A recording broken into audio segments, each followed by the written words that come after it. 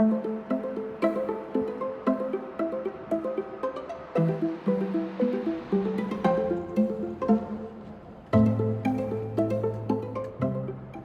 rarely moves in straight lines.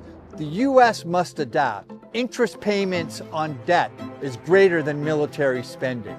Mark Carney warns we are entering a regime shift as profound as the fall of the Berlin Wall. Betting against Wall Street consensus isn't a hobby, it's a systematic edge, with structural change a binding constraint.